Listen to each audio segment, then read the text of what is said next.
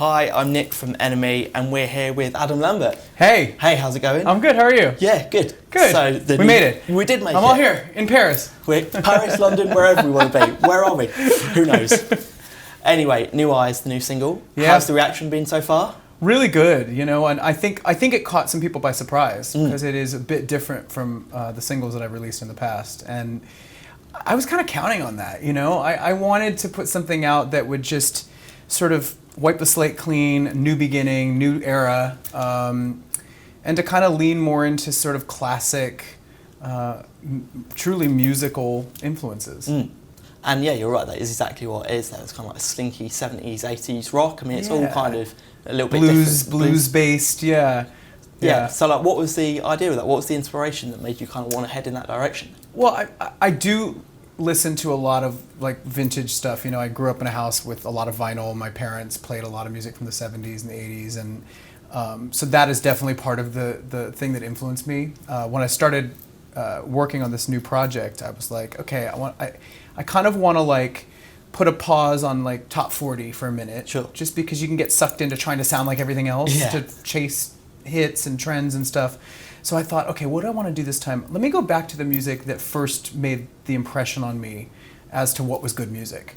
So that was part of it. And then also there are contemporary acts that I love, that I listen to, that kind of fit more into that world. A lot of the indie bands and stuff, you know, Tame Impala or the Black Keys or Jungle. Yeah. There's these groups that really borrow heavily from that style. And I guess that was sort of that made me feel like, you know, I had permission to do whatever I wanted, you know? And what does that say about the album as a whole? Is the kind of whole album is heading in that direction? Or? I think the songs, there's different songs and different energies on the album, but I think the thing that they share in common is that they're somewhat soulful, especially compared to what I've done in the past. And yeah, they're musical. There's a lot more instrument representation on there. You can hear guitars and bass, and the first song is a bit of it's like a warm up. It's like foreplay. Yeah. It's like it's like putting the sauce on the stove and just bringing it to a slow simmer. Right. You know, there's going to be songs that are more of a boil. Yeah. They're coming. Okay. And going on the road with Queen, how did them and like I guess their sound did they influence the album at all? Do you think? Yeah, I mean, I don't think I sat down and specifically was like, okay, I need a song that sounds like a Queen song, but I'm sure that, you know, now over the course of the past 7 years that it's sort of by osmosis has kind of rubbed off on me a bit. And the thing with Queen music too is that you learn that these songs still work today. They're like so timeless. And there's a reason for that. You know, there's strong melody in all the songs. There's the concepts of all the songs are universal. Yeah. You know, about the human spirit and inclusive. And so I think those things definitely came into play in me figuring out like what's going to make a song that connects. And in terms of like that connection, I read a thing recently where you were saying that having that as the first single, you were kind of going to something where it wouldn't necessarily be the most obvious hit, but it was the song that kind of had a personal connection. Is that the case? Yeah. It's, you know, like all the songs are about different things, but I liked that New Eyes it's just romance, you know? It's about, you know, meeting somebody that inspires you to look at things differently and through their sort of innocence and their naivete, they're kind of making you fall in love with them, you know? And I think there's something so beautiful about that. You know, because in essence, you know, you get a little older and you've been through things and through all experiences, it's really easy to start getting jaded. And sometimes it takes somebody coming into your life to have you kind of roll back the bitter layers and kind of get back to the heart of who you are and what makes you tick. And it's now 10 years since that first performance with Brian and Roger. Yeah. Can you believe it? It's crazy. It's in some ways it's like it feels like it just happened, and then in some ways it feels like it was another life. Yeah. So it's wild. And it's 8 years since you first headed out on tour with those guys, is that right? Something like that, yeah. I mean, I think the first like performance we did outside of American Idol was about 8 years ago, and that was the EMAs. Yeah. Which was wild, and I was terrified because I knew how much was riding on it. And then one thing led to another, and we just kind of like kept it going. So you said you were terrified then, and I guess it's kind of come full circle and leading up to, in February, that moment at the Oscars. Was there like pre-show nerves, or was it were you trying to treat it? Do you know, actually, I was pretty calm. I think partially because it's a song that we've done, a zillion times, Yeah. and I feel really comfortable with Brian and Roger. I mean, they're family now. Yeah. So I kind of relied on the fact that it was familiar territory for us to perform the song. Yeah. And I also kind of made it. I kind of downplayed it to myself so I wouldn't get psyched out. I was like, okay, maybe not look at all the amazing movie stars that are in front of you right away because you'll get distracted. So instead I told myself, just play to the lights, focus on the song, and really, like always, I just tried to really focus on the story, the lyric, and I can relate to this song really, really well. And I've had a lot of moments in my life where I had people telling me that I wasn't good enough, or that it wasn't going to happen for me, or that I wasn't right, or whatever, and I always try to apply personal experiences to these songs, and so I just kind of try to tap into that. Well, you just touched upon it there, saying like your kind of experience when people told you you weren't right and all the rest of it.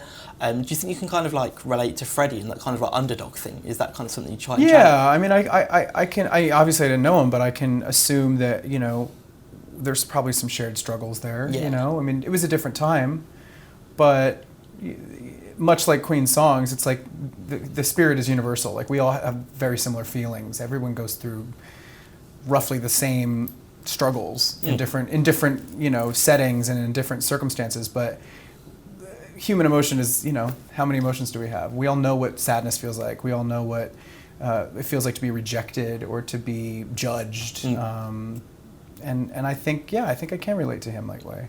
And now Bohemian Rhapsody, highest grossing musical biopic Crazy. of all time. Wild. So I know you were kind of involved in it. You had the cameo, Brian and Roger obviously more hands-on. Did you think you or they had any idea that it was going to become go on and become this monster? I don't know. I mean, I think everyone was confident that it was a great film, Yeah. but I don't know if anybody saw it coming, that it would connect at that level. I'm thrilled for them, though. I think it's fantastic. And I mean, like our tour that we're about to do this summer in North America, I mean, it's sold out in minutes. I mean, it's injected a new energy into the Queen brand, and that's really exciting. And I feel like it also has brought in younger fans. Yeah. It's brought in more people. More people are now interested in Queen, so that's really exciting. And there's been a few kind of rumours flying around that a sequel might be in the works. Has Brian said anything? What would it be? A sequel? Yeah, I know. I mean, 'cause I don't. How would that work? Yeah. That doesn't make sense to me. But I haven't heard anything about it. But I somehow doubt that. Yeah, I'm not somehow. I wouldn't know what they would make the movie about. I don't know. It could like culminate with Brian playing on the roof of Buckingham Palace or something like that. That was a moment. That was a great moment. Yeah. And then just in terms of other biopics, I guess Bohemian Rhapsody started the trend. Now we've seen Rocket Man. Yeah. Have you had a chance I know. to see I it? want to see it so bad. It looks incredible. It's pretty good. Really good. And it's interesting because it's I think from what I hear, it's a very different type of movie. It's just different, And I think that's what's so brilliant about Bohemian Rhapsody is that it's like this is one interpretation of this amazing man's life and the band. And it seems to me that it's like the goal of the film is to really highlight the music and the legend that is Queen and their legacy, and I think they do it really well. And Rocket Man, from what I hear, digs into a different side of rock stardom. It does, for sure. And there's room for them all. Yeah.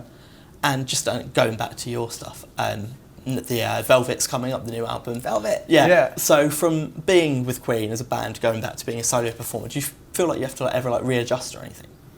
No, I've gotten used to it. And I think it's been kind of nice because it kind of, having both of them kind of going back and forth, it kind of gives me a second to kind of breathe, and then I can gain some perspective. And always coming back to the Queen stuff, it's always the same songs, so there's no new material. Yeah. And so it feels like a new home for me. It feels like a safe space. And performing these songs in front of Queen fans, there's no better audience for a singer. Like they know every word, and people have all these nostalgic memories tied to all these songs, and they're there with maybe their significant other, maybe their child, maybe their parents. There's different generations there, and it's such a powerful set of music for people. So it's really rewarding. And then the opposite thing with my solo stuff is that it's more uncharted territory. It's new. It's like I'm showing people something that I made for the first time. That's exciting too. Yeah. Yeah. And I know you've got a load of Queen dates coming up Yeah. for the rest of the year and going into next. When are we going to see Adam Lambert, the solo performer, back on our shores? Well, I'm here now. Yeah, Here I of am, course. solo performer. Yeah. You got me. Okay, tour dates then? Yeah, well, don't have tour dates yet, Right. but that is definitely the goal. Yeah. Once the album's out, I'd love to put together a tour. Yeah. Amazing. I mean, that was part of my thought process with a lot of these songs was like, will they work live? Yeah. You know, and now I have enough experience being in the business for 10 years, making music, and I think I know now better than ever what's going to work live, what's not, and also sort of like what feels the most authentic to me. And I think I've landed on that more accurately this time on this album than ever before. Is that these songs are me trusting my gut and following my instincts and trying to exist in my own lane. All right, perfect. Here's Yeah. the next 10. Cheers, Adam. Yeah, thank you. Cool.